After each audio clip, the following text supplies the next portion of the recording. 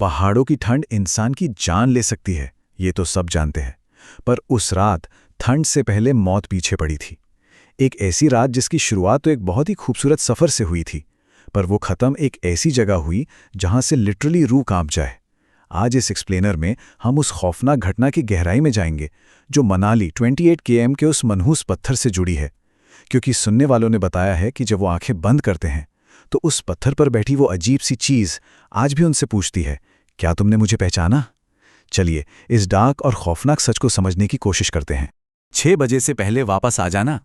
रोहतांग का मतलब ही है लाशों का ढेर। सुनने में ये किसी हॉरर मूवी का डायलॉग लगता है, राइट? पर ये कोई डायलॉग नहीं था। ये एक बहुत ही गंभीर वार्निंग थी जो होटल के रिसेप्शन पर बैठे एक बुजुर्ग ने साहिल और उसके दोस्तों को दी थी। उसका हाथ बर्फ जैसा ठंडा था जब उसने साहिल को पकड़ा। उस वक्त उन शब्दों की गहराई किसी को समझ नहीं आई, पर एक्चुअली यही वो एग्जैक्ट पॉइंट था जहां से मौत ने उनका पीछा करना शुरू कर दिया था। हिस्सा 1, रोहतांग, लाशों का ढेर। तो ये सफर था 4 दोस्तों का, साहिल, चिराग, अरुण और समय। ये कोई नॉर्मल छुट्टियां नहीं थी दोस्तों। समय बहुत ही बुरे दौर से गुजर रहा था। उसने हाल ही में अपने छोटे भाई को एक दर्दनाक रोड एक्सीडेंट में खो दिया था। वो अंदर से पूरी तरह टूट चुका था। तो उसके दोस्तों ने सोचा कि यार थोड़ी बर्फ और वादियों में घूमने से शायद उसके दर्द पर थोड़ा मरहम लग जाए। पर जब उस लोकल बुजुर्ग ने वो अजीब सी चेतावनी दी तो उन्होंने लिटरली हंसकर इसे मजाक में उड़ा दिया। तुम सोच भी नहीं सकते कि बाद में उन्हें अपनी इस बेवकूफ़ी पर कितना भयानक पछतावा हुआ होगा। उन्हें लगा ये बस टूरिस्ट को डराने का एक चीप तरीका है। पर सच तो ये है कि कुछ जगहों के नाम ऐसे ही नहीं पड़ते, वहां कुछ न कुछ डार्क जरूर होता है। हिस्सा 2, मनाली 28 किलोमीटर का वो भयानक जाल। रात के 9 बज रहे थे। पहाड़ों का मौसम अचानक से बदला और एक घंघोर धुंध, एक इतनी थिक फॉग ने पूरी सड़क को जैसे निगल लिया। अरुण गाड़ी चला रहा था और स्पीड उन्होंने बहुत धीमी रखी थी। विजिबिलिटी इतनी कम थी कि गाड़ी के ठीक आगे कुछ नहीं दिख रहा था। फिर ठीक 9:20 पर उनकी हेडलाइट्स की रोशनी एक माइलस्टोन पर पड़ती है। उस पत्थर पर लिखा था मनाली 28 किलोमीटर्स। और सबसे अजीब बात, उस पत्थर पर कोई बैठा था, एक धुंधली सी आकृति, बिना किसी गर्म कपड़े के, इस कपा देने वाली ठंड में। साहिल ने सोचा कोई लोकल इंसान होगा, पर ठीक 20 मिनट बाद 9:40 पर उनकी गाड़ी फिर से उसी पत्थर के पास पहुंचती है। वही माइलस्टोन, मनाली 28 किलोमीटर्स, और वही शख्स वहां फिर से बैठा था। उन्हें रियलाइज हुआ कि वो लोग एक लूप में फंस चुके थे, एक ऐसी सड़क जिसका कोई अंत ही नहीं था, जो उन्हें बार बार घुमाकर वहीं ला रही थी। सोचिए, ऐसी घंघोर रात में और ऐसे टेरिफाइंग मंजर के आगे क्या ऐसी सिचुएशन में कोई इंसान रुकेगा या बस वहां से भागता रहेगा?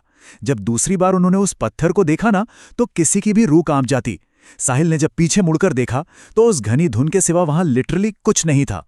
वहां से भागना ही एकमात्र रास्ता लग रहा था, पर कोई भागकर भी जाएगा कहां जब वो मनहूस सड़क आपको वापस वहीं लाकर खड़ा कर रही हो? यहां से जो हुआ ना, उसने रियलिटी को पूरी तरह हिलाकर रख दिया। जब साहिल ने घबराकर पूछा, भाई ये वही पत्थर है ना, तो बाकी दोस्तों के जवाब ने उसके होश उड़ा दिए। चिराग ने कहा कि उसने वहां एक औरत को सफेद कपड़ों में देखा है, पर स्टीयरिंग पकड़े हुए अरुण के हाथ बुरी तरह कांप रहे थे और उसने चिल्लाकर कहा कि वहां एक काला घोड़ा खड़ा था जो उन्हें घूर रहा था। सोचिए, 3 लोग एक ही गाड़ी में एक ही जगह को देख रहे थे और उन्हें 3 अलग अलग खौफनाक चीजें दिख रही थी। क्या उनका दिमाग उनके साथ खेल रहा था, या फिर वहां जो शैतानी ताकत थी वो हर किसी को उनका सबसे बड़ा डर दिखा रही थी? उस वक्त गाड़ी में सब डर से बुरी तरह कांप रहे थे, पर समय वो बिल्कुल शांत था।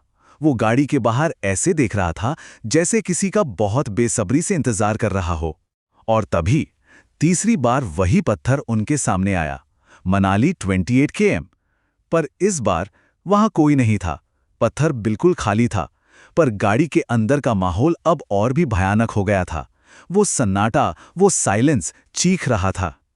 वहां की खामोशी में एक इतनी तेज चीख छिपी थी जो कानों को नहीं, सीधा उनकी रूह को सुनाई दे रही थी। हिस्सा 3, गाड़ी के साथ आखिर कौन? अरुण अब समझ चुका था कि वहां रुकने का मतलब है सीधी मौत। उसने अचानक से गाड़ी की स्पीड बढ़ा दी, पर गाड़ी की बढ़ती हुई रफ्तार के साथ ही उसने धीरे से कांपते हुए एक बात कही, कोई कोई हमारे साथ चल रहा है। गाड़ी का स्पीडोमीटर 40 पर था और उस घने अंधेरे में उन्होंने खिड़की से बाहर देखा। एक 15 साल का लड़का, ध्यान दीजिएगा, वो भाग नहीं रहा था, वो बस आराम से चल रहा था, लेकिन उसके चलने की रफ्तार इस 40 की स्पीड वाली गाड़ी के बिल्कुल बराबर थी। ये सारा लॉजिक, सारी फिजिक्स पूरी तरह से हिला रहा था। अरुण ने पूरी तरह घबराकर एक्सेलरेटर पर दबाव और बढ़ा दिया। स्पीड 50 हुई, पर वो लड़का अभी भी वहीं था, उस खिड़की के ठीक बाहर। वो बिल्कुल नहीं हाँफ रहा था, उसके चेहरे पर जिंदा इंसान वाली कोई थकान नहीं थी। वो बिल्कुल एफर्टलेसली चल रहा था और चलती गाड़ी की स्पीड को ईजिली मैच कर रहा था। स्पीड 60 क्रॉस कर गई। ये एकदम पीक पैनिक का मोमेंट था। इस स्पीड पर किसी इंसान का सिर्फ चलकर आना कंप्लीटली नामुमकिन है। जब साहिल ने उस लड़के के चेहरे को गौर से देखा ना, ओ माय गॉड, उसका चेहरा मिट्टी से बुरी तरह सना हुआ था। ऐसा लग रहा था जैसे उसे अभी अभी कब्र की मिट्टी खोद कर जमीन से बाहर निकाला गया हो।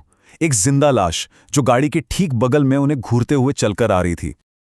और फिर जो हुआ वो इस पूरी घटना का सबसे दिल दहला देने वाला मंजर था। अब हम साथ हैं, बोलते हुए समय ने अचानक चलती गाड़ी की खिड़की खोल दी। साहिल जोर से चीखा, उसे रोकने की पूरी कोशिश की, पर समय ने किसी की नहीं सुनी। वो उस मिट्टी से सने डेड लड़के को देखकर मुस्कुराने लगा, एक ऐसी अजीब टेरिफाइंग मुस्कुराहट जो किसी नॉर्मल जिंदा इंसान की हो ही नहीं सकती। और उस लड़के ने पीछे मुड़कर देखा और समय को हाथ वेव किया। उसका वो इशारा जैसे एक डार्क कन्फर्मेशन था कि उन दोनों का एक भयानक बंधन जुड़ चुका है। वो एंटिटी अब उनके अंदर आने के लिए पूरी तरह तैयार थी। हिस्सा 4, रात के 3:30 बजे। किसी तरह रोते और घबराते हुए वो लोग जान बचाकर रात 2 बजे होटल पहुंचे। उन्होंने सोचा कि चलो वो जाल छूट गया, ये नाइटमेयर आखिर खत्म हुआ। पर होटल के उस कमरे का वो सेफ्टी का एहसास बस चंद घंटों का ही था। असली डर तो अब शुरू होना था। वक्त था रात के ठीक 3:30 बजे, द विचिंग आवर। साहिल की आंख अचानक खुली। उसने जब कमरे में देखा तो उसकी रूह पूरी तरह कांप गई। उसने जो देखा वो जिंदगी भर के लिए एक ट्रॉमा बनने वाला था।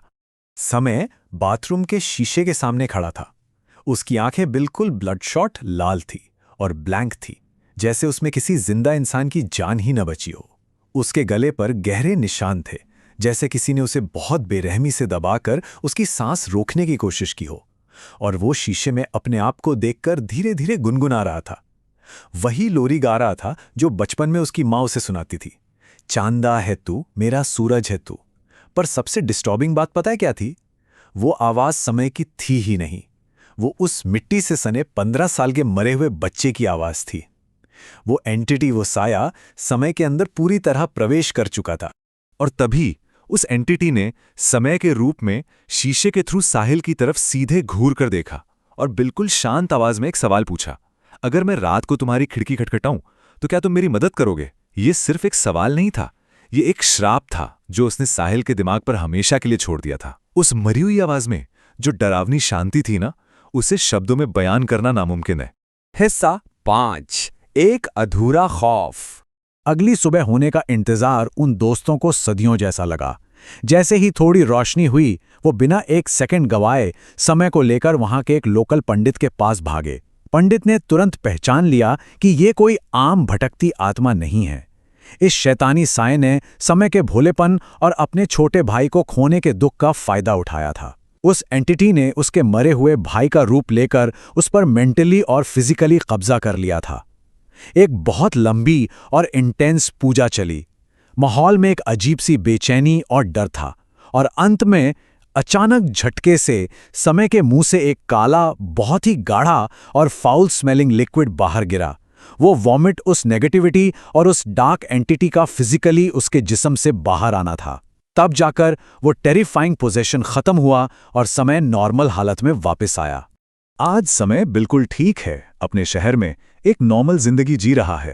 पर किस्सा वहां उस मनाली के होटल में खत्म नहीं हुआ था दोस्तों।